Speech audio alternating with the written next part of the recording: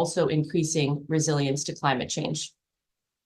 We're going to start off today's policy seminar with a series of presentations focused on the findings of this report, and then we'll move to a panel discussion focused on the solutions for more inclusive climate action. We're also excited to hear from all of you. So please do type your questions into whatever platform you're using to view this event today, and we will have a period for a Q&A after the panel discussion. Before we dive into the presentations, we'll hear some opening remarks from Maximo Torero, who is the Chief Economist at FAO.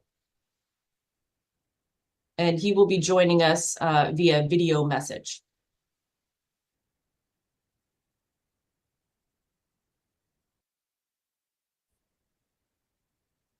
Ladies and gentlemen, excellencies, esteemed colleagues, and all guests.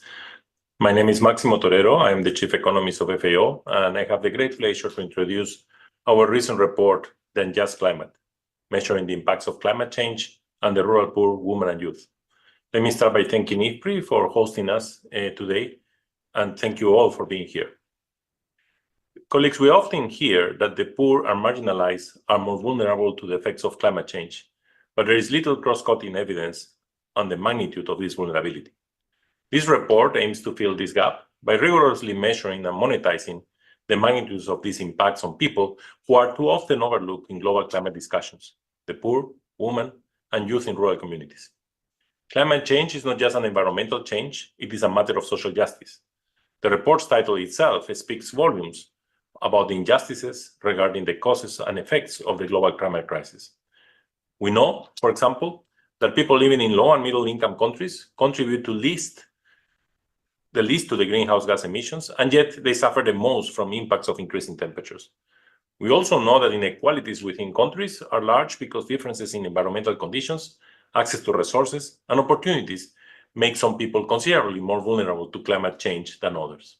This is what we normally call as bad initial conditions. But despite these realities, this report is the first to provide concrete global evidence on the magnitude of the challenge posed by the climate crisis for rural people who are in socially and economically vulnerable positions due to their welfare status, gender, or age. This report was a significant data effort. It uses households and individual-level survey data merged with geo-reference temperatures and precipitation data to measure the effects of extreme weather events and long-run changes in temperature on welfare of rural people and how these effects differ based on welfare status, gender, and age. The analysis represented in the report is based on data from 24 low and middle income countries over 100,000 household level observations. The welfare indicators analyzed in the report, including the total household income, agricultural income, and non-farm income, were harmonized as part of the Rural Livelihoods Information System, the RULIS initiative, being led by FAO Statistical Division. This initiative is a public good that provides comparable indicators based on national representative surveys, data for a large and growing number of countries globally. An important innovation of this report is the indicators that were developed to identify extreme weather events for a large diversity of countries and agricultural systems contained in the report. These indicators use daily temperatures and precipitation data to identify extreme weather events such as heat stress, extreme precipitation, and dry spells based on monthly thresholds that are defined by long-term averages at a granular spatial level. The advantage of these indicators is their ease of replication anywhere in the world and simple interpretation compared to more commonly used temperatures and precipitation indexes. Colleagues, with this system in place is where initiatives like the FAO-led Innovative Facility on shock-driven food prices to strengthen anticipatory action and rapid response to avoid food crisis, just approved by the G7 leaders on Saturday, declaration becomes of crucial importance. Because these vulnerable people are the ones that will be affected. So we need this type of elements and policy reaction through this type of facility to be able to respond, not ex post, but ex ante through anticipatory action.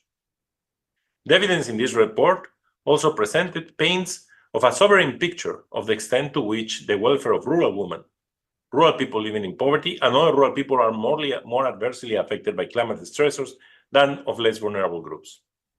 As you will hear, the report shows that poor households lose 5% more of their total income each year due to heat stress than better off rural households, while female-headed households lose 8% more than male-headed households. Moreover, extreme weather events are causing women and children to work more, both in farm and non-farm activities. By monetizing the differences in income losses generated by climate stress on diverse rural populations, the report demonstrates clearly the magnitude of the funding gap between available climate financing and the needs of rural people. For example, it shows that across all low middle-income countries, heat stress is leading to a $37 billion a year reduction in the income of female-headed households compared to male-headed households, which dwarfs the roughly $10 billion a year climate financing that is reaching small-scale producers. This is why FAO earlier this year launched a global initiative encouraging a broad range of partners to commit to grow equality in agri-food systems. This is how we need to start to react to all this evidence to be able to put policies in place. The initiative calls on all of us to enhance gender equality and women's empowerment in agri-food systems through increasing financing, investments, and partnership, and especially in the most vulnerable areas. Colleagues, our findings highlight urgent need to scale up financing for vulnerable rural populations and to advocate for climate policies that are more people-centered. It is hoped that this evidence helps to guide ongoing efforts at a country level to reformulate nationally determined contribution documents in ways that prioritize people and their diverse needs. It is also another important input for our roadmap to SDG 2 and 1.5 degrees Celsius, where we're trying to show of the importance of the agri-food system to provide the right to food, but also that we need to find ways to increase efficiency so that this is sustainable, what we call good food for all for today and tomorrow. And we need to look at the differences across gender and across youth to be able to create the policies that are needed to be able to create this transformation. The report also provides an empirical foundation to advocate to more inclusive and integrated climate policies and investments, which tackle the multidimensionality of the risks and vulnerabilities faced by different segments of rural population, both and off of them, of the farm. This report presents additional evidence that poverty and hunger cannot be eradicated without confronting the ramifications of climate change on the livelihoods of marginalized rural individuals and communities. We must act now to prioritize addressing these impacts and ensure equitable access to resources and opportunities for all. It is not acceptable that given the importance of the agri-food systems, only 3% of the climate investment comes to agriculture. That needs to change abruptly because it's the sector where we provide the right to food and it's the sector where major gains in efficiencies and the distribution can create a significant impact over the variables which are central to accelerate climate change. Again, also is a way where we can target these vulnerable populations more. In closing, I want to express my gratitude to all of those who have contributed to the production of this report and to each of you for joining us today.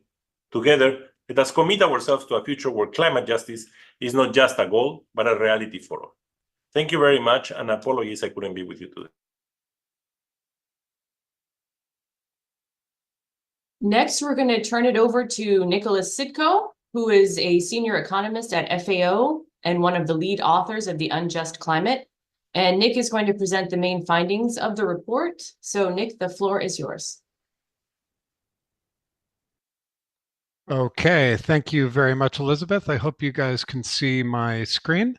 And thank you all today for joining us. It's really my pleasure to be here to present the findings of this report on behalf of my other co-authors. So I think it's been alluded to in Maximo's introductions and Elizabeth's as well, that, so there's an emerging consensus coming out of the Intergovernmental Panel on Climate Change that really highlights the fact that people's vulnerabilities to climate change can be very distinct and very diverse, and that these differences are rooted in long-standing persistent disparities in socioeconomic conditions, as well as these historical legacies of marginalization and inequality. Now, in the most recent assessment report from the second working group of the IPCC, they argue that in order for us to transition to a climate resilient future, we as a global community need to implement and finance climate actions that are really inclusive of all people, and that also explicitly address these inequalities in climate vulnerability. However, up until now, there's really been very little evidence for us to understand the magnitude and nature of differences in climate vulnerability across a broad geography, and particularly focusing on rural places how climate change differentially affects people based on their wealth status, their gender, and their age. And so that's what this report really sets out to, this gap is what this report sets out to fill. As has been mentioned, the data that we use in this report come from 24 low and middle income countries. Carlo later on today is going to talk a little bit more about this, but I just want to highlight a few things. Now, most of these data are household level data. So much of the analysis that we're able to do across all countries is at a household level. But for 6 or 7, depending on the questions that we're looking at, countries, we have individual level data, which allows us to look at differences at an individual level in terms of labor outcomes, as well as the plots that are managed by individuals, and disaggregate a little bit more precisely gender differences and age differences in those respects. So overall, the sample size that we're looking at is about 109,000 households. That changes depending on the particular analysis, but these data are representative of nearly 1 billion rural people. Again, we're focusing particularly on rural experiences. And as Carlo will talk about, we've merged these data in both space at a granular geographic level and time with respect to the surveys that we're looking at, with geo-referenced weather, let's say temperature and precipitation data going back over 70 years. And so bringing these two data sources together really allows us to disentangle how different types of weather events, whether they be extreme weather events or long-run changes in climate, affect people based on their social position. Okay, so before we get into some main results, I just want to quickly kind of talk about sort of conceptually how we can expect climate exposure to have differential impacts on people in rural settings. So now, of course, the most direct impacts of climate stresses, whether they be long-run changes in temperature or extreme weather events, is going to come through agricultural productivity. So decreasing yields, decreasing agricultural output, affecting labor productivity, so working in outdoor environments and extreme conditions, and the ecosystem functionality, so how ecosystems that these agricultural systems rely on become disrupted by these events. Now, of course, those direct impacts are going to ripple through and have rural economies and have indirect impacts. So they're going to affect prices of food and inputs. They're going to affect non-farm opportunities, particularly those that are tied to agri-food systems. They may lead to shifts in household structure as people migrate away. And of course, they're going to damage infrastructure. Now, these direct and indirect impacts are always going to be filtered through an individual's social position. So, for example, we can expect poorer households to have fewer resources that would limit their ability to adapt to certain types of climate stresses. They may have fewer opportunities to diversify their income away from agri-food system employment. Women may face particular challenges in terms of discriminatory norms that limit their ability to control and access resources on the one hand, but then place disproportionate time burdens on them in terms of domestic and care responsibilities within households, which again may affect their abilities to adapt to climate change as well as to access non-farm employment opportunities. Now, age may have very diverse effects. So on the one hand, older rural households may have more experience. They have more resources to allow them to adapt their agricultural systems to changing climate conditions. But on the other hand, young people may have greater abilities to migrate away to diversify their income through non-farm employment. So a priori, the effects of climate stresses on age are more difficult to anticipate. So let's get into some of the key findings. So what we found in terms of the effects of extreme weather events on poor versus non-poor households is that in an average year, heat stress is contributing to a 5% relative reduction in the total incomes of poor households compared to non-poor households.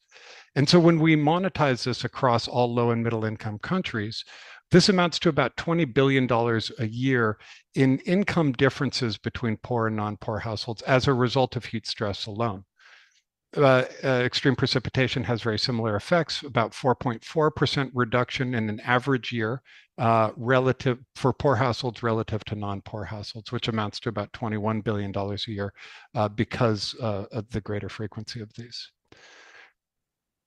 And it's not just these extreme weather events, although these are what we often think about when we think about climate effects, but long-run changes in temperatures are also altering people's livelihood opportunities, and these are different for poor and non-poor households.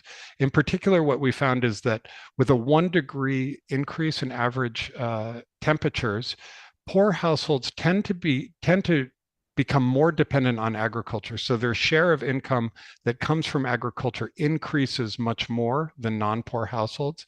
And their ability to access non-farm income decreases much more compared to non-poor households. So what that means is that as climate changes and temperatures rise, poor households are losing non-farm opportunities and becoming much more reliant on climate-sensitive agriculture, which is likely to increase their long-term vulnerability to climate change. In terms of female-headed households, what we found is that heat stress in an average year is causing an 8% reduction in the total incomes of female-headed households relative to what would be called male-headed households in surveys often. And this, to monetize these across low and middle income countries, we're talking about $37 billion per year relative reduction in income for female-headed households. Similarly, extreme precipitation, reducing income of female-headed households by 3%, amounting to $16 billion per year. Long-term increases in temperatures are also having an adverse effect. And so what we found is that for every 1 degree Celsius increase in average temperatures, female-headed households lose on average 34% more of their total income than male-headed households. And much of this is driven by losses in farm income. So highlighting really the sensitivity of agricultural systems managed in female-headed households compared to male-headed households. Now, moving beyond this kind of dichotomy of male and female-headed households and looking specifically at individual women compared to men, what we found is that in an average year, extreme weather events are causing women to work relatively more than men, so amounting to nearly an hour more per week that women work as a result of extreme weather events. And remembering that this is coming on top of an already disproportionate burden in terms of women's time in rural areas. What was interesting when we looked at plots that are managed by women compared to those managed by men is that in response to extreme weather events, we don't see very many differences in terms of the adoption of some climate-smart agriculture practices, such as use of irrigation, intercropping, organic fertilization, soil and water conservation structures. There weren't all that many differences. And in fact, in some cases, women were more likely to adopt. But despite that effort and despite the additional labor that women are putting in response to the climate, in response to extreme weather events, women's agricultural plots remain more sensitive than men's. And that can be because of a variety of reasons in terms of ability to access appropriate technologies and the like. But what we found, for example, is a 1-day increase in extreme heat is associated with a 3% reduction in the value of agricultural commodities produced on women's plots compared to those produced on men's plots. A final kind of interesting finding is with respect to child labor. And this is very closely correlated with women's labor. And it's that in response to extreme weather events, children increase the amount of time that they work relative to men or relative to prime age adults. That doesn't mean that they're working in absolute terms more, but in response to these climate stresses, they are working relatively more and amounting to almost 50 minutes more per week. So this is obviously coming at the cost of education, coming at the cost of playtime, et cetera. Finally, in terms of age differences, we found that despite the kind of common discourse around youth vulnerability to climate change, and certainly that's the case as we look into the future as the climate crisis intensifies, but what we found is that in fact older rural populations tend to be more sensitive to climate stresses than younger households. And so in an average year, heat stress increases the income of households headed by young people 6% relative to older households, and extreme precipitation 3%. And much of this is coming through access to off-farm employment. So younger people tend to increase their income substantially more through off-farm employment than older households. So now, despite kind of the findings that we've presented here and the increased attention being brought to this issue of inclusivity and climate actions by the IPCC, the fact remains that climate financing still largely ignores rural people and largely ignores vulnerable rural populations. So as Maximo mentioned, 3% of tracked climate financing goes to the agriculture sector. 1.7% reaching small-scale producers, amounting to about $10 billion. This is 2017, 2018, but those numbers have not improved based on more recent estimates of agri-food systems. So a real disconnect between the amount of need and the funding. Now, we also looked at the nationally determined contribution documents and national adaptation plans from the 24 countries that we considered in this study. From those, we identified 4,164 specific climate actions that were proposed in these documents by countries. Only 6% of these mentioned women, 2% mentioned youth, 1% mentioned people in poverty, and 6% mentioned farmers. So a real lack of attention to issues of diverse vulnerabilities. Now, I think what we've highlighted is that, yes, we need more funding, we need more policy attention to this, but we also need to design and implement programs that are effective at addressing diversities and vulnerability. So the report really shows that people's vulnerabilities are distinct, they're diverse, they're multidimensional, they're affecting farm and off-farm opportunities. And if you read the report, we have a lot more evidence in terms of adaptive actions and other sorts of outcomes. But so what we need are more multidimensional policy actions. And now the report again goes into more detail here, but I want to just highlight 5 key things. First, we need to think about addressing disparities in access to resources. So this means land, this means financing, this means technologies, et cetera. And so that's going to require very intentional efforts to overcome some of these structural barriers. We need to think about how we better deliver services, including climate advisory services, extension services, to people who are often left out of these systems. So that can be much more kind of gender sensitive approaches, bearing in mind people's time burdens and people's ability to participate in things. We need to think about how we can reduce risks and compensate people for losses. And so, there's a lot of evidence on the role that social protection can play in terms of enabling people to take more adaptive actions and more kind of economic risks, as well as those systems' ability to compensate and anticipate losses. So we can think about integrating social protection better into climate actions. We need to think about enabling off-farm opportunities. So that means long-term investments in education, but also thinking about soft skills, thinking about infrastructure, thinking about credit and financing. And then finally, I think we need to think beyond just material support. Although these are necessary, they're not sufficient. We need approaches that also challenge discriminatory norms. And so gender transformative approaches that bring these things out into open discussion, that come up with local solutions, are promising ways of thinking about this. So sorry to interrupt this interesting presentation, but if you could wrap up in 1 minute. This is the last page. Yeah, thanks. So just to say, we need policies that acknowledge and prioritize people and their distinct vulnerabilities, investments to address disproportionate losses, and actions to make visible social norms and historical legacies in order for us to transition to this more climate resilient and equitable future. So with that, here's the QR code if you want to access the report, and I think this will be shared with others. Thank you. Excellent. Thank you so much for that presentation and for taking us through the results of the report. I just want to remind everyone who's watching this to please enter your questions into whatever platform you're using for Nick, and we will have some time to return after the panel discussion to ask questions of the speakers and panelists. And now we will hear from Claudia Ringler, Director of the Natural Resources and Resilience Unit at IFPRI, on how to promote gender equitable climate action. So Claudia, over to you. Thank you very much. And thanks to FAO for this great report, and of course also CGIAR's contribution. We heard very eloquently that while climate change does not discriminate, those with fewer resources and agency, that is decision-making power, are also those who are most affected and who are least able to survive, which is the real meaning of to continue to live or exist in spite of danger or hardship. I think that's what we heard. In particular, we hear women, rural poor, the elderly, and sometimes even children. Yet, the way we are operating, we are placing these groups at a yet greater disadvantage by continuing to design and implement gender and poor-blind policies, and by devising gender-blind investments in addressing climate extreme events.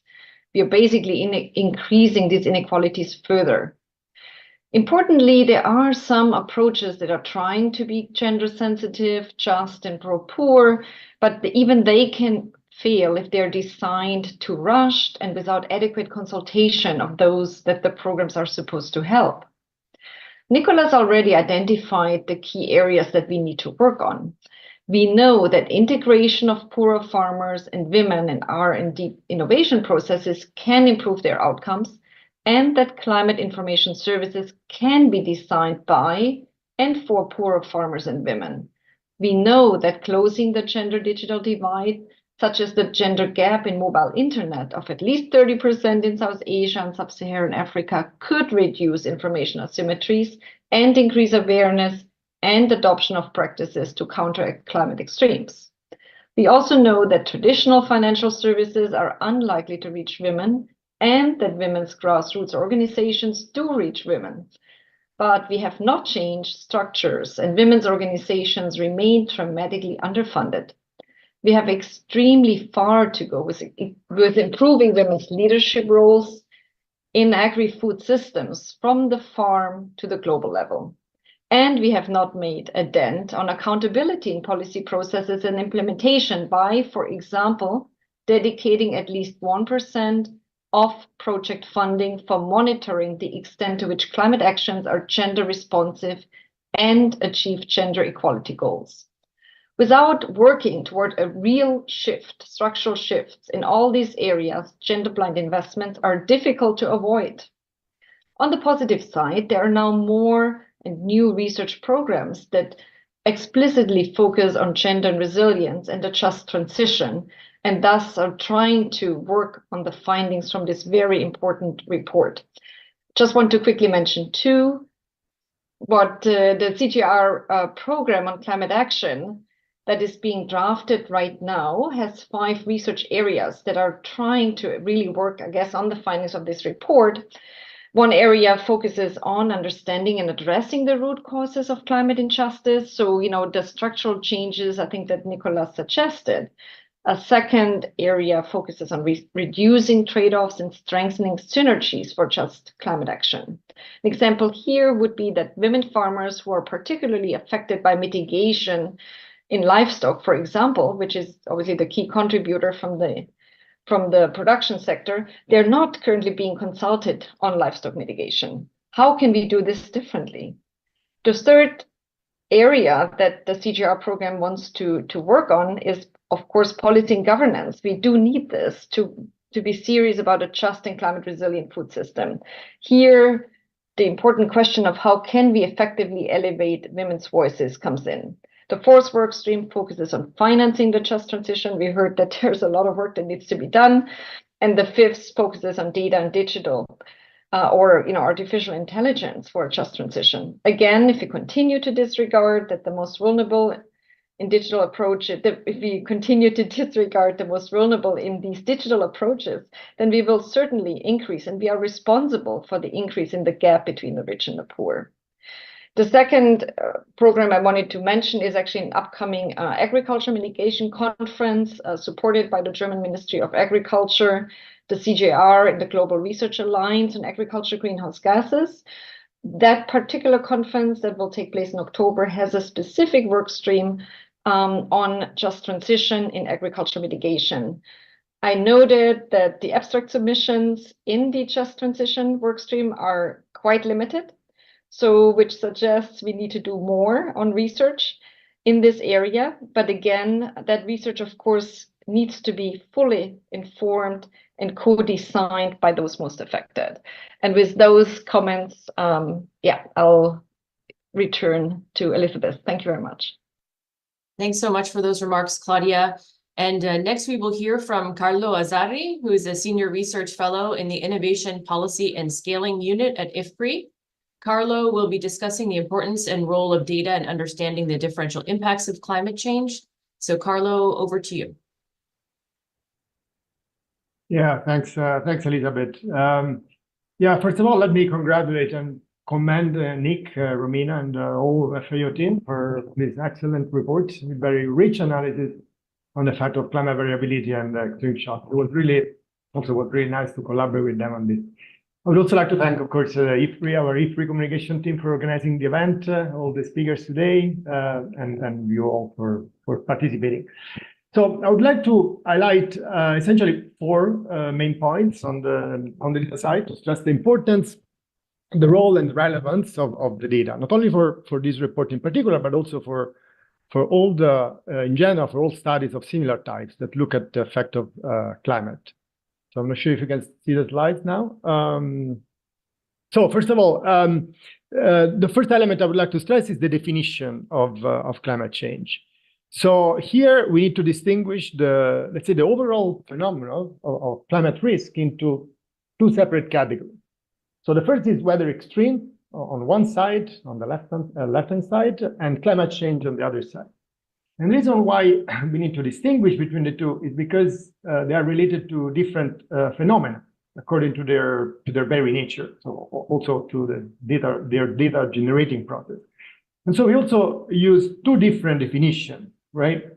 So a weather extreme, you can click next. A weather extreme is a very rare or rare event, while climate change is related to a changing state of nature. And it's mostly summarized statistically by moving averages, standard deviation, coefficient of variation, let's say any measure of variability, so around the mean, so means and associated measure of variability. So for each of the two categories, then we use two different methodologies. So for extreme weather event, we use frequencies with percentile threshold methodology, where we essentially count the number of days as households had experienced a specific weather event within the empirical daily 95th and 99th percentiles using historical daily observation of rainfall and temperature, as Maximo and Nick alluded to. Essentially to identify whether we are in the presence or whether the household is experiencing a flood when precipitation exceeds the 95th percentile, drought when consecutive dry days exceed the 95th percentile of dry spell length, and heat stress when the maximum daily temperature again exceeds this time the 99th percentile. So next, then the second element that I would like to highlight today is the use of macrodata to look at heterogeneity. So only using data at the level of households, you can keep, yes, household individuals and plot, we can look at heterogeneity across different dimensions. And here for this report, 3 dimensions has been used. So gender, on the gender side of the household, individual and plot level, we know that female headship of household is not an ideal measure, what has been highly criticized. And in fact, that's why we went further and looking at individual level, so being female or not, and the plot level especially. That's something that Nick was mentioning before. So we look at plot managed, so exclusive plot management by male, exclusive plot management by female, and joint that we also kept separate. We look at age, both at the household and individual level, with 2 separate categories for household head and 4 categories for individuals. Of course, I mean, the categories, the thresholds are different because on average, the household head is older than an average individual. And then finally, we look at wealth. Again, at the household level, using poverty index. According to this poverty index, the house is classified as poor if it belongs to the bottom 25% of the distribution of the multidimensional index. So for this dimensional index, 7 dimensions have been considered: communication, asset, dwelling characteristics, access to water, electricity, sanitation, and education. So characteristics that are correlated to wealth, both from a household perspective and at a community level. And each dimension has a weight of 1/7 over the overall. Yeah, we can go next now. Then the third element that I'd like to stress here is the date of interview. As without it, it would be impossible to match the timing of the shock to and the relationship with outcome of interest at the household level. So matching the location of the shock, the timing of the shock, the exact timing with the household.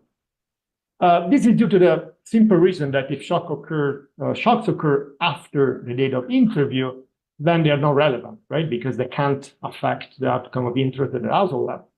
While if shocks occur before, then they have, let's say, both direct and indirect effects. And so the direct effects could be on agriculture and labor productivity, on environment and ecosystem, on infrastructure. Indirect effects could be on prices, livelihood, non-farm livelihood opportunities, health, that is very important, also mental health, gender-based violence, food security and nutrition, cognitive skills. So that's also due to change in household structure. So can cause change in household structure as well.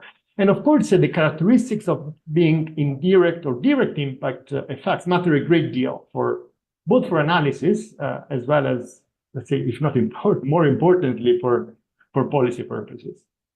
So finally, the fourth element to highlight is location. I call it here location, such as in the advertisement, in the real estate advertisement. So because as without it, it would be impossible, again, to match the geographical position of the households with a spatial shock. I mean, especially the shock. It's a specific explicit shock that is experienced by the household. And so again, their relationship with the outcome of interest.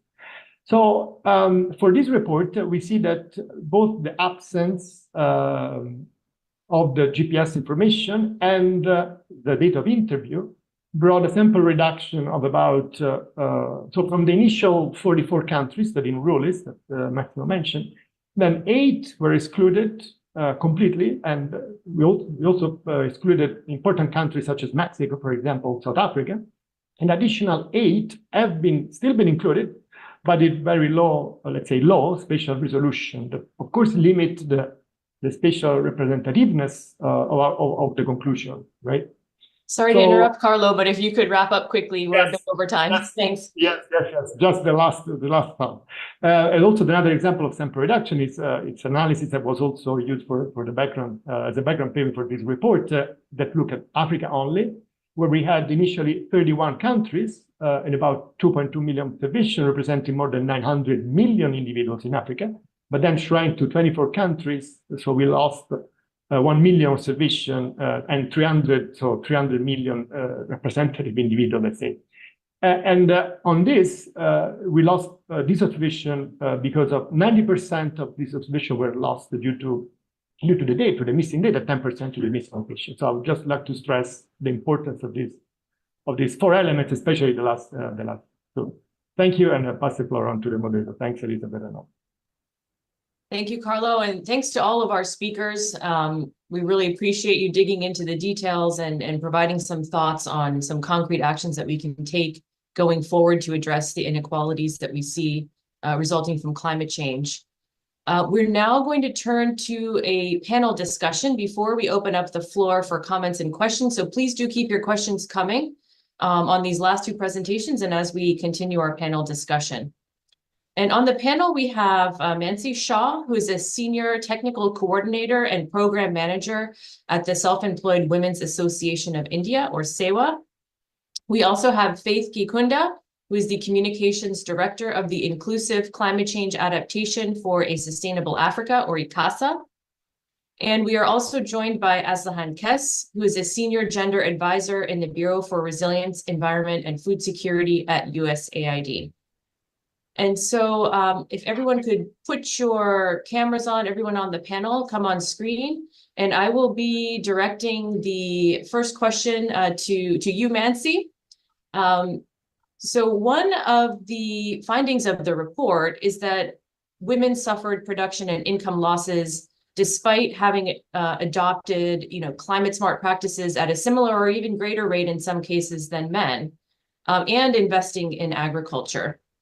Can you tell us a little bit about what interventions you think can help women adapt more effectively to the negative impacts of climate change in the South Asian context? So Mansi, over to you. Thank you so much, and namaste, everyone. I would like to first of all congratulate FAO for the launch of this very important report. And I would also like to thank IFPRI for inviting me here to share the lived experience and perspectives of over 2.9 million poor women workers from the informal economy, the members of SEWA. So these women whom I represent here are the poorest of the poor and have always been largely and most severely affected victims of climate change.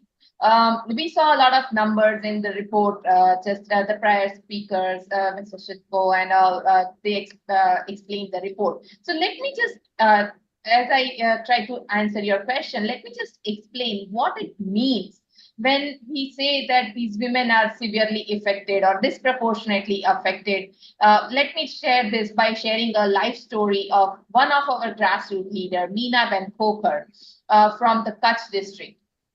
She's a small farmer having a 2-acre land on which she cultivates millet for her household consumption and for feeding her cattle.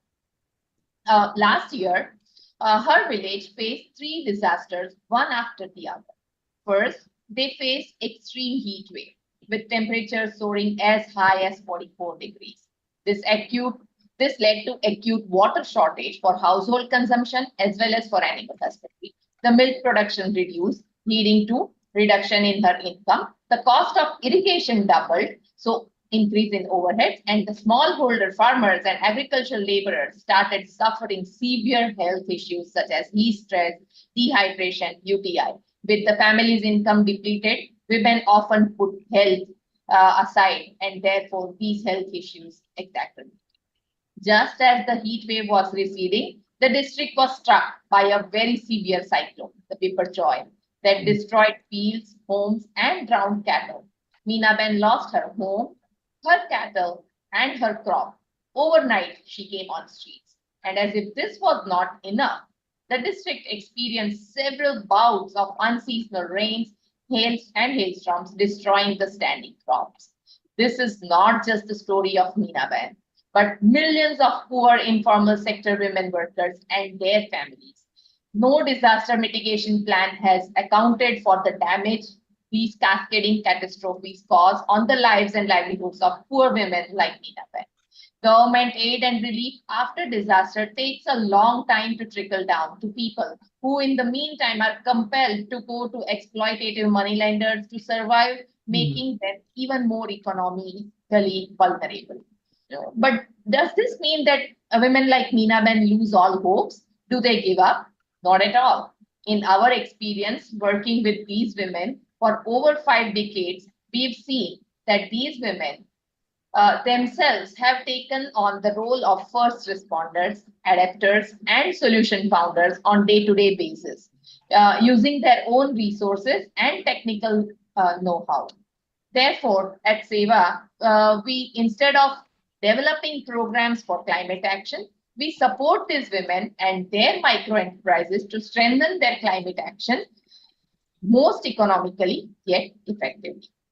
We do this through our campaign, the Building Cleaner Skies campaign, that focuses on 3 major aspects. 1, what has led to climate change? 2, what are its effects on the lives and livelihoods of poor women? And 3, what does it entail to build the resilience of these poor women against the increasingly frequent and intense climate shocks? Some of the initiatives under this campaign include the Green Village Initiative, where SEWA has trained a cadre of grassroots leaders to conduct climate entrepreneurs to conduct a household level energy planning and budgeting exercise with where the women help grassroots rural households to identify what are the areas where they are spending most of their time and resources for accessing energy, and help them in switching to clean green energy solutions. Another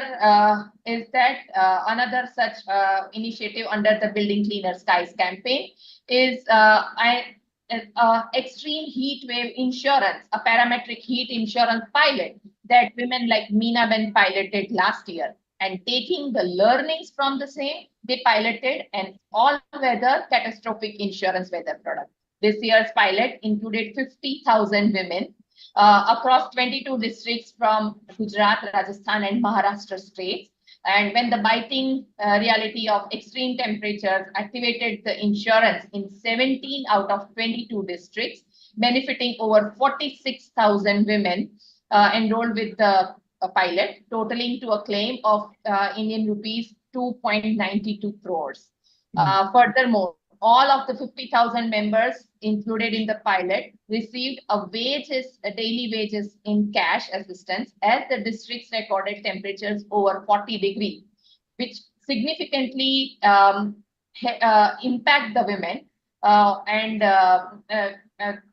This demonstrated SEWA's proactive approach in blending financial tools with direct assistance to tackle the adverse effects of heat waves. So the success of SEWA's initiatives like the Green Village and the Catastrophic Insurance and the Climate Resilience Fund, they have shown that any aspect of climate action, be it building resilience, adaptation, or mitigation, if it is led by the women, it is one of the surest way to accelerate climate action. So some of the just 3 learnings that I would like to share from our experiences of leading the Building Cleaner Skies campaign is that maybe we can return to some of these comments during the Q&A, because I'd like to move on and hear from some of the other panelists as well. Thank you, Mansi, for those remarks. I think it's important to remind people about the impacts of compounding shocks and stressors and how that can be even more damaging to the most vulnerable people. And I'm, really inspired to hear about the resilience of the women and their ingenuity in responding to these really extreme challenges. And next, I'm going to turn it over to Faith. Faith, I'd like to hear from you a bit more about the policy side of things. The report highlights that very few national adaptation plans and nationally determined contributions actually consider the needs of different populations. And so I'd like to hear from you on, what really needs to happen for climate policies and investments to consider the differential impacts of climate change and actually take steps to build the adaptive capacities of these most vulnerable populations. Thank you. Over to you, Faith. All right. Thank you very much, Elizabeth, for this great opportunity to share in this forum where we are discussing on the unjust climate and how it has affected how climate affects the most vulnerable groups, and to ensure that policies and investments target the vulnerable groups, that is including women, indigenous people, children, and the elderly. There is need to consider the different impacts of climate change and build adaptive capacities for the most vulnerable populations. And some of the examples of what needs to be done first is for intersectional data collection and analysis, where scientists have to conduct a comprehensive assessment to gender disaggregated data on how different populations are affected by climate change. What does this mean? This means that this should include factors such as gender, race, ethnicity, age, socioeconomic status, disability, and locality for communities living in urban and peri-urban and rural areas.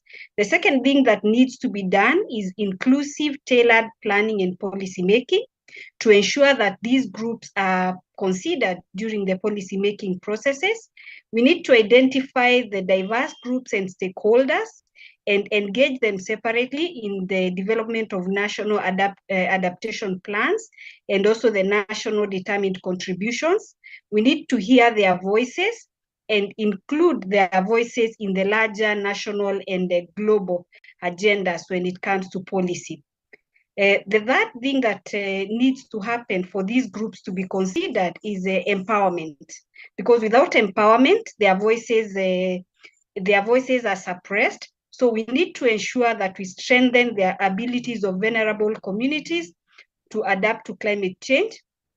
we need to give them a platform where they can actually speak about what is affecting them and also contribute to the important discussions on the table, not speaking on their behalf, but empowering them to speak for themselves. The other very key consideration that needs to be undertaken is equitable financing, because we are all aware without financing, it's not possible for these vulnerable groups to participate even in policy or even in sharing in different platforms. So we need to ensure that climate finance mechanisms prioritize funding for projects that directly benefit the most vulnerable populations, and also promote equitable access to resources and technology. Because as we are aware, in terms of, let's say, for example, people living with disability, some of them might want to speak in these forums, they might want to be involved in the decision making, but unfortunately, you find that at times they don't have the disability aids that can enable them to do this. So through financing, we will be able to achieve this and involve them more. And finally, I would like to also mention that there is need to for advocacy and awareness. We need to raise awareness and advocate for the importance of equity and justice in climate action. We also need to mobilize support from governments, non-governmental organizations, and also international organizations for them to prioritize vulnerable populations in climate strategies. The more we advocate, the more we get the resources, the more we get to give the vulnerable groups an opportunity to participate in climate action. And by doing so, we will continue engaging in inclusivity and also having policies and strategies that are more inclusive. Thank you. Thanks very much, Faith. I think it's great to hear that. I know ICCASA is very involved in bringing the voiceless into these policy processes, engaging in multi-stakeholder platforms and trying to promote the elevation of the most vulnerable groups. So I appreciate that. I'm now going to turn it over to Aslihan Kes. Aslihan, I wanted to ask you, the donor community has a key role to play in directing resources to address climate change in equitable ways.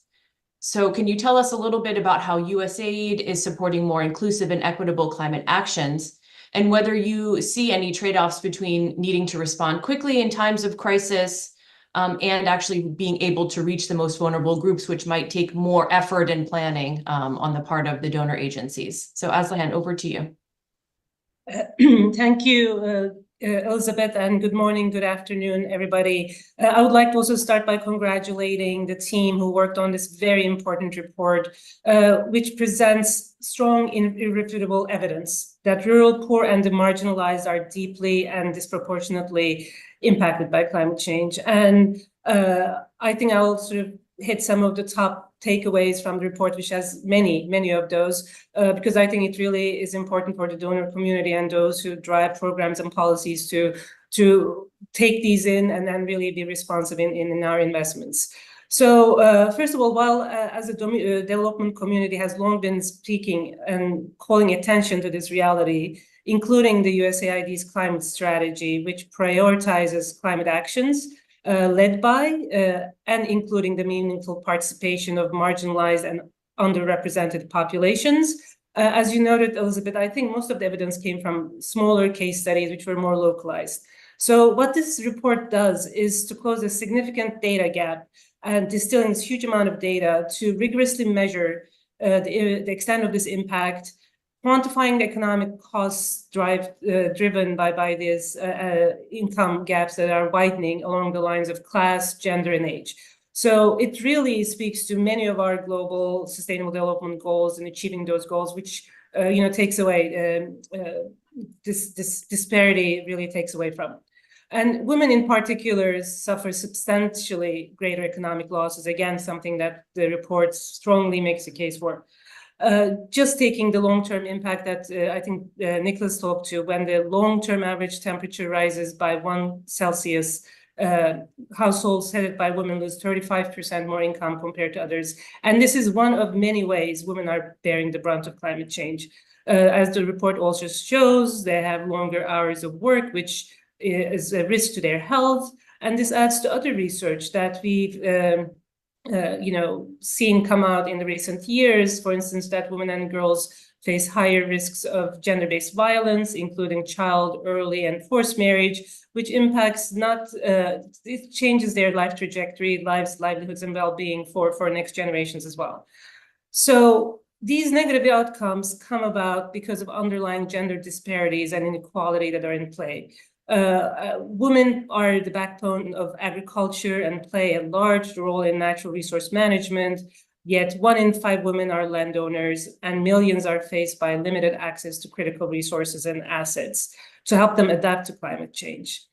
And we also know that these disparities are driven by underlying norms, policies, and practices that perpetuate these disparities. So we can't make true headway in climate resilience and tackle poverty and food insecurity without addressing those. So that's why, on the heels of another important FAO report on the status of women in agri-food systems, USAID launched the Generating Resilience and Opportunities for Women, or the GROW commitment. GROW is directing $335 million to advance gender priorities in USAID's agri-food and water systems and climate adaptation programs. And a significant portion of this commitment, about $252 million, is through Feed the Future, the USAID, US government's global hunger initiative led by USAID. And it really focuses specifically on working with women on and off the farm in agri-food systems who, as Nicholas noted, are specifically vulnerable to climate impacts. This equates to approximately 1 out of every 4 Feed the Future dollar being focused on women in food security and climate resilience. This commitment is enabling us to deepen and scale our impact, improving women farmers' on-farm productivity and climate resilience, and to diversify to climate resilient livelihoods off the farm across the rural sector or agricultural sector. And GROW also puts a strong emphasis on gender transformative approaches, again, as noted earlier, which are addressing some of the systemic challenges that women face across the sector. So some of the GROW targets include doubling the number of women who apply climate-smart agricultural technologies and management practices. This includes irrigation and intercropping, for example, again mentioned, and also to support within a year, support 150,000 women in obtaining legally recognized and documented tenure rights to land and marine areas. Again, a foundational, asset that really builds on women's incentives and ability to invest in climate-smart agriculture. So access to financial services, again, is a critical, important priority for women to be able to, again, have the tools to sort of build their on-farm resilience and also diversify livelihoods. And we have, since the beginning of Feed the Future, prioritized access to finance as a priority. And since FY25 to FY22, US enabled access to over $1 billion in agricultural loans to women and women-owned businesses. Yet we still see a significant disparity between the financing access by women versus men, which is up to 47 cents to $1 access to men is access by women. So acknowledging this gap, we set an ambitious target to achieve gender parity by FY 2030, where we want to see women accessing equal value of agricultural financing per capita compared to men, which will, again, make a significant contribution to their ability to be able to build climate resilient livelihoods. Unfortunately, we also have a long way to go in gender responsive climate financing and advancing women's participation and leadership in green and blue sectors. Women and girls are powerful change agents, and this was really highlighted in the discussions during the panel. In designing and leading climate solutions for their communities. yet less than 2% of climate finance is invested through a gender lens. And as the Unjust Climate report also notes that little of the climate financing is directed to climate change adaptation and in agriculture and related investments. And a smaller fraction even goes to small-scale producers, many of whom are women. This is why USAID also recently launched the first ever public-private climate finance facility aimed at increasing access to climate finance for gender-responsive, women-led, and women-benefiting organizations, such as networks organizations, financial providers, and women-led and benefiting small and medium enterprises that are working to develop and scale climate solutions.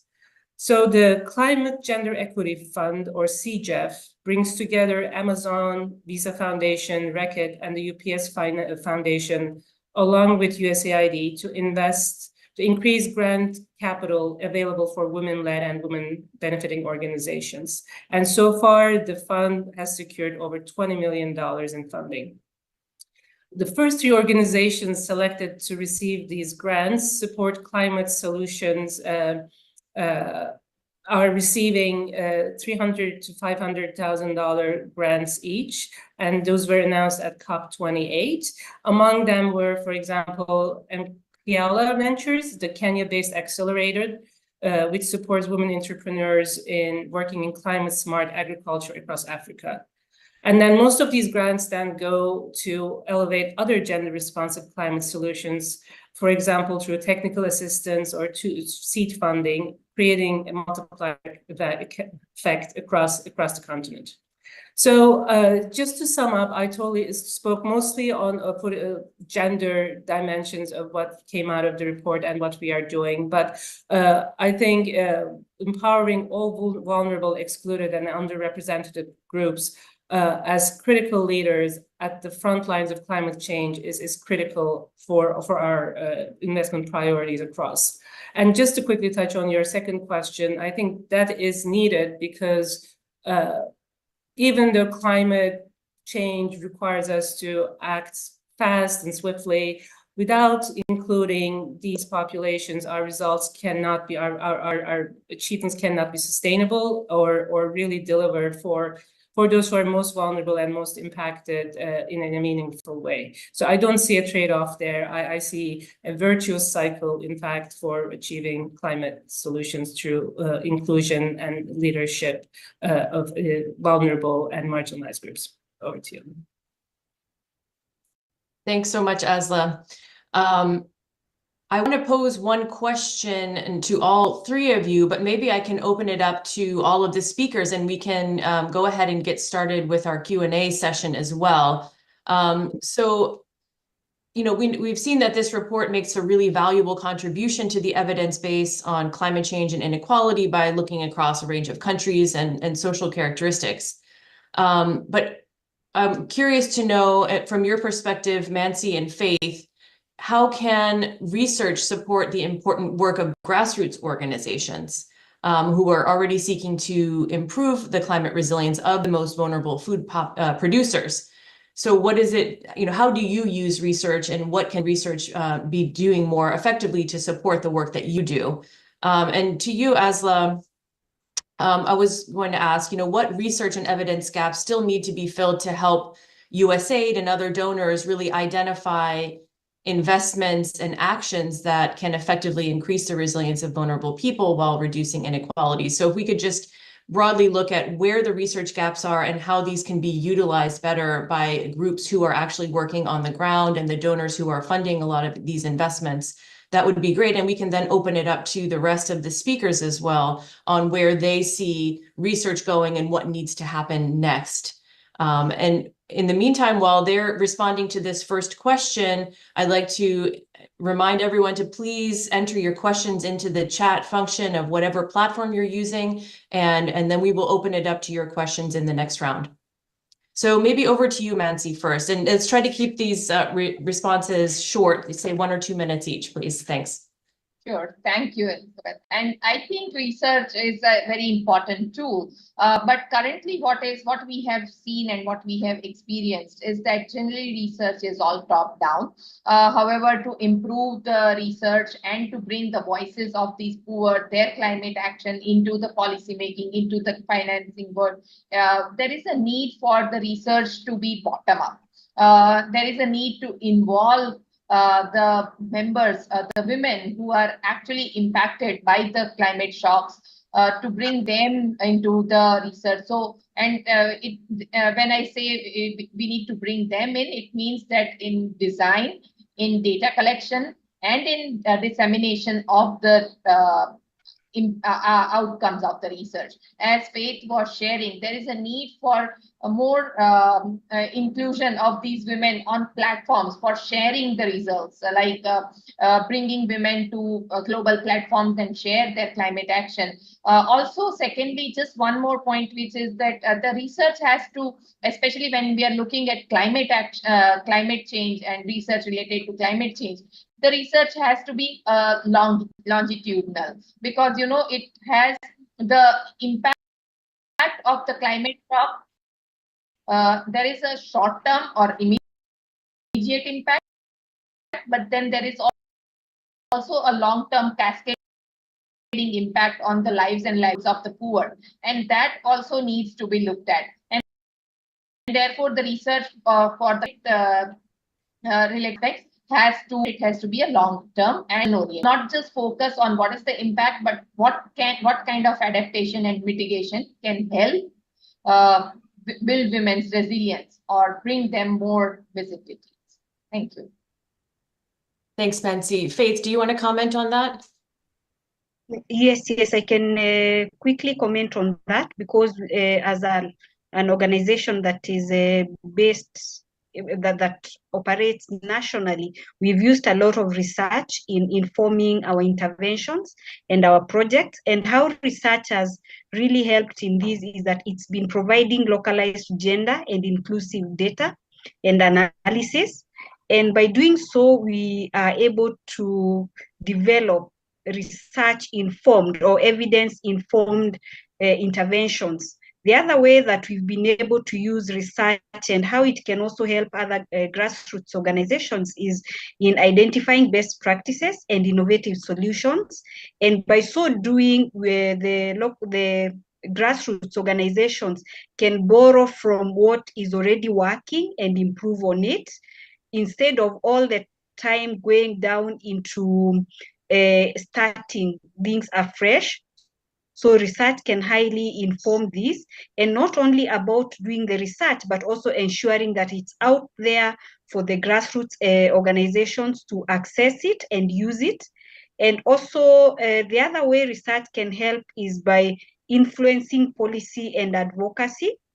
From experience, we've realized that for the policymakers to actually listen to the grassroots organization, there has to be evidence in what they are advocating for. So that is very, very necessary for research to come in and support in that. And finally, research also can facilitate the access of resources and funding. This means that when research highlights on the gaps and the needs for climate resilience and efforts, then we are able to convince the funding partners or even the government to intervene in terms of even allocating funds. So research is very, very critical, and we need to actually invest so much in it so that our grassroots organizations can continue improving their work and having interventions that are informed by what is happening already. Thank you. Thank you, Faith. And Asla, can you just briefly say, from a donor perspective, what kind of research do you need to better inform the investments that you're making? Yeah, I think, Elizabeth, we have many, I think, needs and priorities, but just to highlight, I think one of the findings of the Unjust Climate report really struck me. It was almost like a myth buster that women actually do adopt climate smart agriculture at similar rates, even sometimes higher, more than men.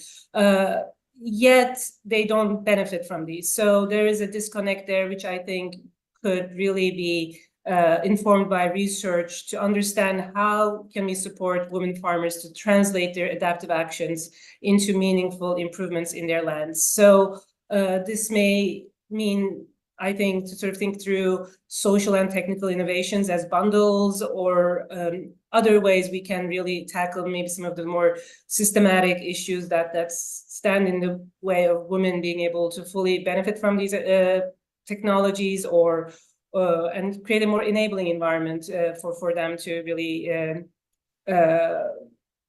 to benefit.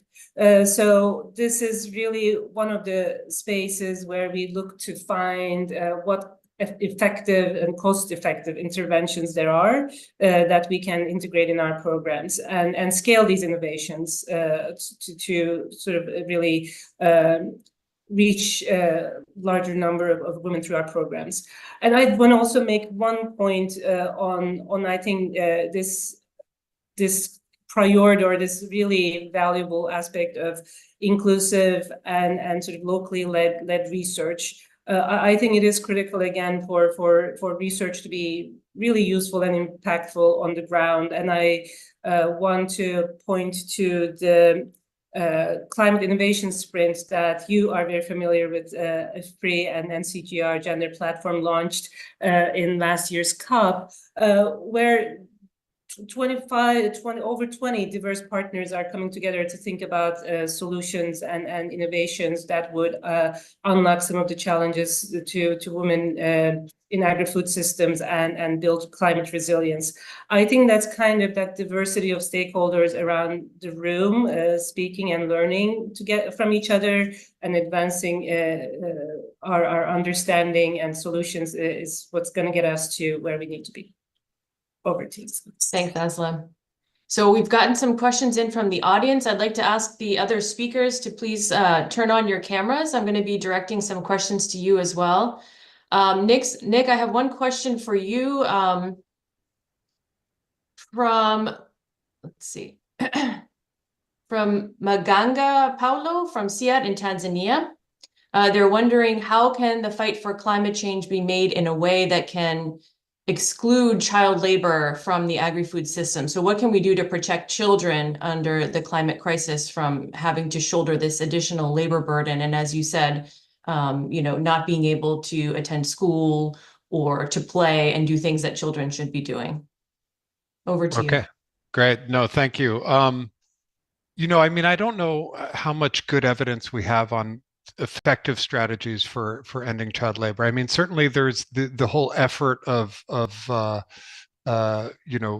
getting child labor out of value chains and having kind of certification processes around that is an important initiative.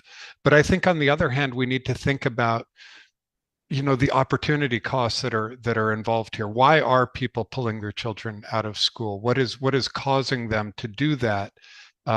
In what ways is pulling your children out of school better in the short term and putting them to work than having them remain in school? And so there's a lot that goes on in that decision, right? There's the immediate kind of economic crisis that a household faces with respect to that decision, why they're doing it. So how do we mitigate those? How do we compensate? How do we, for example, deliver social protection programs that can help mitigate that economic crisis that's causing it? But that on the other hand, you have the kind of pull factors around education, the quality of the education, the opportunities in non-farm employment, or the opportunities for employment in the long run outside of agriculture, for example. And so, on that side, we really need to kickstart economic dynamism that makes education valuable. And right now, I think in much of Africa, for example, there's a real disconnect between the education and the job opportunities. There's a lot of diploma graduates right now who are having trouble finding jobs. So there's some real structural issues around there as well. So there's no simple answer, is what I'm saying. But these are kind of issues that I think we could consider. Thanks, Nick. We also have a question that I believe is directed towards Carlo. Carlo, the person is asking, how is the long-term average computed, the climate data that you're using for the analysis? Yes. So the long-term average is based on the distribution of daily temperature and daily rainfall, and the time span varies according to the data source. So for daily data, we use precipitation. So we use depending on the country, we use the time span 79 to 2019. But using the other satellites, so ERA 5, we use also hourly and monthly data from the 1950 to 2021 to measure total precipitation, total evaporation, and temperature. And this long-term average have been calculated not only using the 70 years of data, but using also we try different specification using different time periods. So 20 years or 20 years by 20 years. So and we saw that there was indeed an increase both again in average and in standard deviation. So the short answer is yes, the long-term temperature has been calculated again depending on the specific data. Between 1950 and 2021 and between 1979 and 2019. Thanks, Carlo. And we look at the distribution, as I said, of the percentile distribution, comparing the same month of the survey year, of the same month over the last 70 years or 40 years, depending on the source. Thanks for that clarification. We have another question, which I'm going to direct to Claudia. And the question is, how do we make the cost of finance affordable and appropriate for smallholder farmers, especially women and youth, who are most impacted by climate change? Yeah, thanks for this important question. And I think several people here can talk to that. I mean, one way that has been working quite well is to use more creative forms of collateral for purchasing assets. For example, basically going beyond land as a key collateral for getting a loan. For solar irrigation pumps in Africa, there have been some groups that are using asset-based financing, so women can purchase a pump without having bringing land in as a collateral. So the asset itself would be returned if women can't pay up. And what this particular group has also been doing is giving some financial training, updating their credit scores to adjust them more to women farmers, in terms of also their harvest, the kinds of crops they grow, etc. So it can be done. Takes a bit of time, might cost initially some additional resources, but you dramatically can widen the number of people who might be interested in, for example, purchasing a pump for adaptation or getting loans for other purposes. Then, of course, we know that women's savings groups work quite well.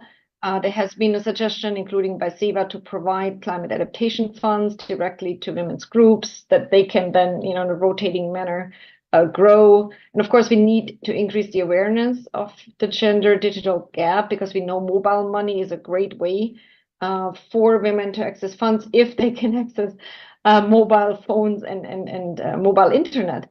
And there is this very slow shift in increase in this area, but even working with men to ensure that their spouses can also access mobile phones, internet can go a long way. Thank you. Thanks, Claudia. And we have another question here, which I think I'm going to direct to you, Mansi. The question is, what are the qualities of a successful rural development program to better support women and youth? I think you've already mentioned a lot of the work that SEWA is doing, but if you could say a bit more about your approach and what seems to be working, please go ahead. Thank you. And I would reiterate what I was sharing earlier, that, some of the qualities of effective program would be that, one, it is gender inclusive. So basically, it has to be by the people, for the people, and of the people. It has to be designed by the women who are impacted by the climate shocks. It has to be implemented by them. It has to benefit these women. This will, and the second and most important aspect which I wanted to make here is that organizing is the key. Organizing women will help in strengthening their collective strength. It will what we have seen is women to women learning and knowledge sharing is a very effective tool for for the success of any program. When women talk to each other, when they see that something has worked, when they hear from other women that they are also facing similar challenges and how they have tackled these challenges, it gives them a motivation, it gives them a condolence that they are not alone, but it also gives them a motivation that if she can come out of this crisis, I can too. So any program should also include exposure visits or learning and knowledge sharing visits so that women can learn from each other and replicate the best practices. And I would also like to add to just one more point to the previous question, which Claudia Ben had answered. All things that Claudia Ben said perfectly on point, but just one more point that when we are talking about the global funds, like be it the loss and damage fund or the climate mitigation fund, it should be considered as an investment, and these funds should be accessible to women and their organizations. And secondly, such investment should be locally governed, especially through women's own economic enterprises. Thanks, Mansi. I have a question here I'm going to direct to Faith. The question is, as effective communication is crucial for responding to climate change, and we know that women are often at a disadvantage in having access to communication technology and being involved in decision-making, what steps can be taken to ensure that women are truly heard and valued and that their opinions are taken into consideration, in the design of interventions or responses to climate change, especially where, there are significant gender-related barriers. And I know you also work with disabled communities and trying to elevate their voices. So if you could say a bit more about how ICCASA elevates the voices of women and the disabled as well, that would be great. Over to you, Faith.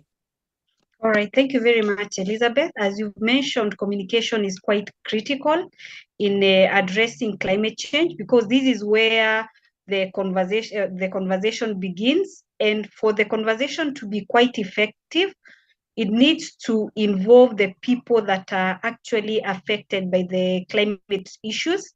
We need to sit down with them at the table, listen to their stories, and also package them in a way that represents them very well. If possible, we also need to give the vulnerable groups a platform where they can speak for themselves, as compared to them telling the story and another third or second person disseminating that information. So in the case of ICCASA, what we've been doing is that we have been conducting a lot of dialogues where we actually bring the women and also people with disability, basically the vulnerable groups, including the elderly, for them to tell their stories.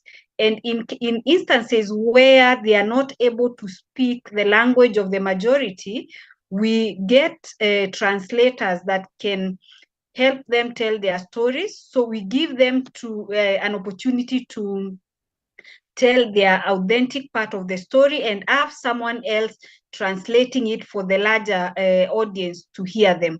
So what we've learned with time is that the vulnerable groups actually are quite ready to be part of the solution. They are quite ready to speak about what is happening, but what is lacking is the platforms for them to share this. So I think we need to continually create opportunities and also platforms where they can tell their stories. And as I conclude, maybe I can mention a little bit on the people with disability, because currently we are quite high on giving platforms to people living with disability to tell their story and how their lives are impacted by climate change. And one of the things that we've realized is that as much as they want to tell their story, at times they don't have the disability aids that can help them tell their story.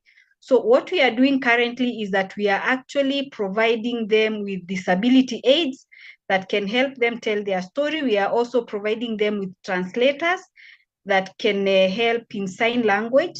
And we are also planning to do translation of the global policies and strategies into disability-friendly materials, where, for example, we have UNFCCC declarations translated into Blair that people with visual disability can be able to access, and so on. So it's speaking their language, giving them a platform, and packaging the information in a language that is disability friendly. Thank you. Thank you very much, Faith. I want to thank all the speakers and all the panelists. This has been a really excellent discussion today. And before we close the seminar, I will be turning the mic over to Aditi Mukherji, who is the director of the CGIAR Climate Change Impact Platform. And so, Aditi, you will have the last word. Over to you. Thank you so much, Elizabeth. And what a wonderful webinar it was, just so rich with such insightful and important findings. So I'll take the last few minutes. Thank you all for joining us for this webinar, and thank you, FAO, for this report that is going to be the definitive report for years to come. And thank you for taking the time today. So my concluding remarks are in 3 parts.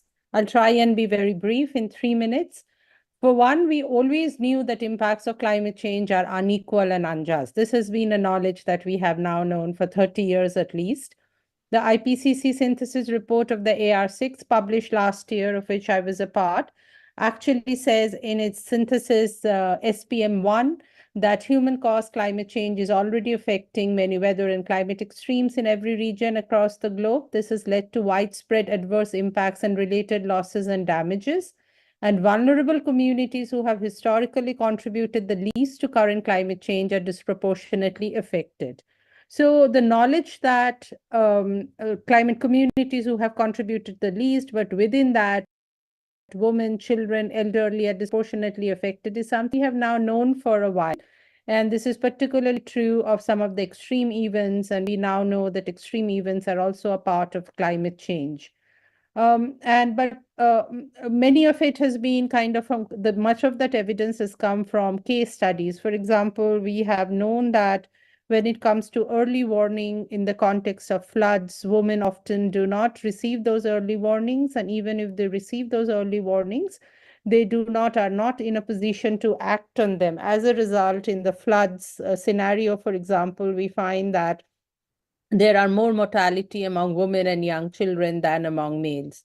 So it's not as if this wasn't known, but for me, the most exciting part of the report was that twofold, that it quantifies using a representative data, because much of the knowledge that we had were coming from case studies, very valid, very good methodology, but nonetheless, region-specific case studies. So I think here the 2 important additions are that it quantifies using representative data, and it also clearly identifies the pathways through which these disproportionate impacts happen. And that is very important because it leads us to ask questions like, so what can we do about it? What can we do about those disproportionate impacts? And I think that opens really exciting pathways for us to take action.